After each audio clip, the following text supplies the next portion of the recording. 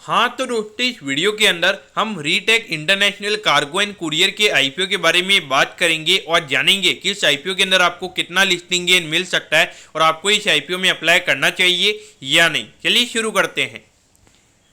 तो देखिए, सबसे पहले हम ये जानेंगे कि ये कंपनी क्या काम करती है। तो देखिए, जो कंपनी ये कंपनी 2008 में ये कंपनी स्टार्ट हुई थी, यानी कि लगभग 13 से 14 साल ये कंपनी को स्टार्ट हुए हुए हैं। देखिए, ये जो कंपनी है, कंपनी इंडिया के अंदर कोल सप्लाई करने का काम करती है। खास करके आउट ऑफ इंडिया से ये कंपनी कोल मंगवाती है और उसके अलावा जो इंडियन कंपनीज होती है और जो अलग अलग इंडस्ट्रीज होती है, तो उसके अंदर ये कोल सप्लाई करने का ये कंपनी काम करती है।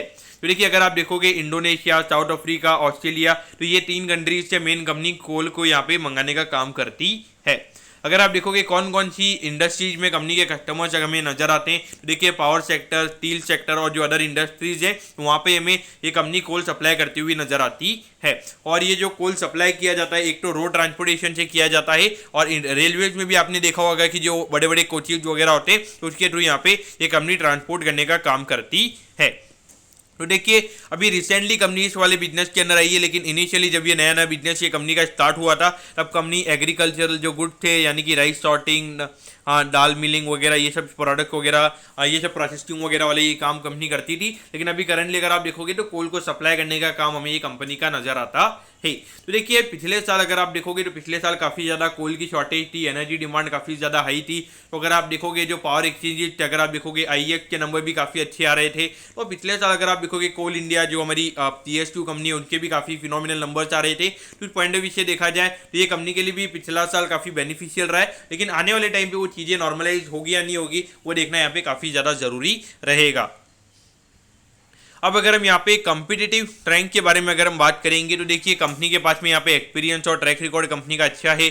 कंपनी के प्रमोटर्स हमें एक्सपीरियंस नजर आते हैं और रिपीट बिजनेस, यानी कि यहाँ पे जो क्लाइंट्स है, ऐसा नहीं है कि उन्होंने अगर एक बार कॉल मंगाया तो वो फिर से कॉल नहीं मंगाएंगे। वो फिर से देखा जाए तो लगातार बिजनेस सेम क्लाइंट से यहाँ पे आ रहा है, वो एक अच्छी बात हमें यहाँ पे नजर आती है। लोकेशन एडवांटेज कंपनी का मानना है और उसके अलावा जो वेंडर्स है उनके साथ में सर्टिफिकेशन काफ़ी अच्छा है, यानी कि वेंडर्स को यहाँ पे जो उनको सर्विसेज मिल रही है वो उनको पूरी अच्छी लग रही है और एम्प्लॉयर यहाँ पे काफ़ी ज़्यादा प्रोग्रेसिव यहाँ पे कंपनी के हैं। अब अगर हम ऑब्जेक्टिव की अगर हम बात करेंगे, यानी कि जो आईपीओ से कंपनी को पैसा मिलने वाला है उसे कंपनी कैसे यूटिलाइज करने वाली है, तो देखिए वर्किंग कैपिटल की रिक्वायरमेंट्स, यानी कि जो डेली टू डेली कैश के रिक्वायरमेंट्स होते हैं, तो उसे फुलफिल करने के लिए यहाँ पे ये कंपनी का आईपीओ आ रहा है। अब अगर हम यहाँ पे कंपनी के प्रमोटर्स की अगर हम बात करेंगे, तो देखिए महेंद्र आहूजा और मिसेस रोमा आहूजा में यहाँ पे कंपनी के प्रमोटर्स नजर आते हैं। तो यहाँ पर अगर आप देखोगे तो कंपनी के अगर हम फाइनेंशियल्स की अगर हम बात करेंगे, तो देखिए 3 करोड़ से यहाँ पे टोटल एसेट का नंबर अराउंड 17 करोड़ के लगभग कंपनी का आया है। अगर हम रेवेन्यू की बात करेंगे तो 18 लाख रुपए का रेवेन्यू कंपनी का 2020 में हुआ करता था और वो रेवेन्यू का नंबर अभी कंपनी का 116 करोड़ रुपए आ चुका है। तो ये अगर आप देखोगे तो एकदम से इतनी ज़्यादा अगर फिनोमिनल ग्रोथ के नंबर देखने को मिलते हैं। ये क्यों देखने को मिलते हैं? क्योंकि कोल की डिमांड काफ़ी ज़्यादा हाई थी और जिस तरीके से अगर आप देखोगे तो वहाँ पे जहाँ पे भी कोल अवेलेबल था, तो लोग है ना 10-15% के लिए जो इंडस्ट्रीज, यानी कि जो कंपनी के क्लाइंट थे, वो ज़्यादा प्राइसेस देने के लिए रेडी थे। तो इसीलिए कंपनी के नंबर्स हमें देखने को मिल रहे थे। अगर हम यहाँ पे प्रॉफिटेबिलिटी की अगर आप बात करोगे तो 13 लाख से यहाँ पे अभी कंपनी की प्रॉफिटेबिलिटी लगभग 4 करोड़ के लगभग यहाँ पे ये नंबर आ चुका है। लेकिन मुझे डेफिनेटली लगता है कि ये नंबर आने वाले टाइम पे सस्टेनेबल नहीं रहेगा, क्योंकि अगर आप देखोगे पिछले 5 से 6 महीने में एनर्जी की जो डिमांड है वो थोड़ी सी कम हुई है और जिस तरीके से हमारी गवर्नमेंट का फोकस अभी रिन्यूएबल सोर्सेज ऑफ एनर्जी के ऊपर हमें नजर आ रहा है, तो वहाँ पे डेफिनेटली जिस तरीके से अभी अगर आपने देखा होगा सोलर मॉड्यूल्स के लिए अभी एक PLI स्कीम भी लॉन्च हुई थी। तो इस पॉइंट ऑफ व्यू से देखा जाए तो यहाँ पे डेफिनेटली जो गवर्नमेंट के इंसेंटिव लिए जा रहे हैं वो सीधा ये दिखाता है कि उनको कोल बेस्ड की जो हमारी इलेक्ट्रिसिटी की जो डिपेंडेंसी वो कम करना चाहते हैं और जो रिन्यूएबल सोर्सेज उसके ऊपर वो अपनी कैपेसिटी को इंक्रीज करना चाहते हैं और वहाँ पे डिपेंडेंसी बढ़ाना चाहते हैं। तो उस पॉइंट ऑफ व्यू से देखा जाए तो डेफिनेटली एक ग्रोइंग इंडस्ट्री का नई कंपनी काम नहीं कर रही है। अगर अपने आप को ये थोड़ा सा अपने आप को एडजस्ट करते हैं तो उस पॉइंट ऑफ व्यू से देखा जाए तो फिर चीज़ें यहाँ पे अच्छी आने वाले टाइम पे नजर आ सकती है। अब अगर हम आईपीओ के डिटेल्स के बारे में अगर हम बात करेंगे, तो देखिए 27 को ये आईपीओ ओपन हो जाएगा और 29 को ये आईपीओ क्लोज हो जाएगा, यानी कि आने वाले ट्यूसडे के दिन ये आईपीओ ओपन होगा और थर्सडे के दिन ये आईपीओ में क्लोज होता हुआ नजर आएगा। अगर हम यहाँ पे आईपीओ प्राइस की अगर हम बात करेंगे तो 105 रुपये पर शेयर पे यहाँ पे कंपनी शेयर दे रही है और 1200 शेयर्स का लॉट हमें यहाँ पे कंपनी का नजर आता है। अभी अगर हम आईपीओ के टोटल साइज की अगर हम बात करेंगे तो 11 करोड़ 71 लाख रुपीज का ये आईपीओ नजर आता है, इसमें से 6 करोड़ 27 लाख रुपए कंपनी के पास जाने वाले हैं और लगभग 5 करोड़ 43 लाख रुपीस जो है वो यहाँ पे कंपनी के प्रमोटर्स के पास में जाने वाले हैं। तो देखिए मेरे ख्याल से देखा जाए जब कंपनी ने छोटे लेवल पे काम कर रही होती है तो वहां पे आप पूरा फोकस आपका ग्रोथ के ऊपर होना चाहिए। आपका ये नहीं होना चाहिए कि आप अपने स्टेक को डाइल्यूट कर रहे हो। हाँ, तो हो सकता है कि अगर आप एक नए शेयर्स इश्यू कर रहे हो तो वहाँ पे आपका स्टेक थोड़ा कम हो जाएगा, लेकिन आप अपने खुद की जेब में अगर पैसा अगर भी स्टार्टिंग में भर लोगे तो वो मेरे ख्याल से चीज़ें यहाँ पे गलत रहेगी। तो ये एक मुझे यहाँ पे काफ़ी बड़ा नेगेटिव पॉइंट नजर आता है, क्योंकि अगर आप देखोगे रिसेंटली हमने बहुत सारे एसएमई आईपीओ की वीडियो बनाई है, हार्डली 1 या 2 आईपीओ जैसे थे जहाँ पे प्रमोटर्स अपना स्टेक बेच रहे हैं। क्योंकि यहाँ पर अगर आप देखोगे तो अगर उसमें से 1-2 अगर ये प्रमोटर्स अगर अपना स्टेक बेच रहे हैं, ये मेरे ख्याल से काफ़ी गलत रहेगा। क्योंकि अगर आप देखोगे कंपनी का जितना प्रॉफिट नहीं है उतना भी यहाँ पे प्रमोटर्स के पास में भी पैसा जा रहा है। और ये जो कंपनी है बीएससी के एसएमई प्लेटफॉर्म पे ये कंपनी लिस्ट होती हुई नजर आएगी और 50% के लगभग का रिटेल कोटा नजर आता है, यानी कि लगभग 5.5 से 6 करोड़ के लगभग का रिटेल कोटा में यहाँ पे कंपनी का नजर आता है।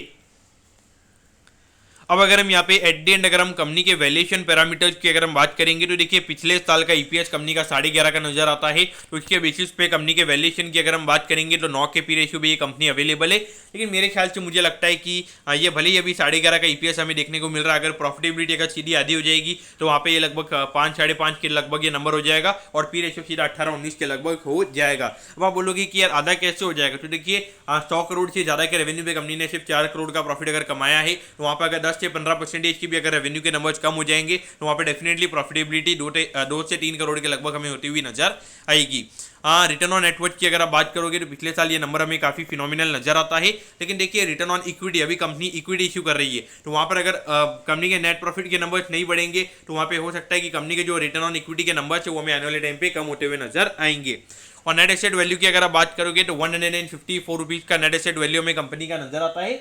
ये वैसे जिस प्राइस पे कंपनी का शेयर्स आ रहा है उसके कंपैरिजन में तो यहाँ पे हमें ज़्यादा नजर आता है। लेकिन देखिए हो सकता है कि कंपनी के जो एसेट्स है वहाँ पे डेप्रीशिएशन काफ़ी ज़्यादा लगता होगा, तो इस पॉइंट ऑफ व्यू से यहाँ पे ये वैल्यूएशन कंपनी ने डिसाइड किया है। क्योंकि अगर लगातार कंपनी के अगर डेप्रीशिएशन वगैरह लगेगा तो एसेट के नंबर वहाँ पे कंपनी के आने वाले टाइम पे कम होंगे। बाकी अगर डेट की अगर हम बात करेंगे तो डेट का कंपनी के ऊपर कोई ज़्यादा डेट नहीं है, तो ये मेरे ख्याल से नॉर्मल है। और रिटर्न ऑन कैपिटल एम्प्लॉयड की अगर आप बात करोगे तो अभी भले ही 72% है, लेकिन अगर आप देखोगे अभी जो नया कैपिटल अभी कंपनी इश्यू कर रही है तो इसके बेसिस पे रिटर्न ऑन कैपिटल एम्प्लॉयड का नंबर हमें कम होता हुआ नजर आ सकता है।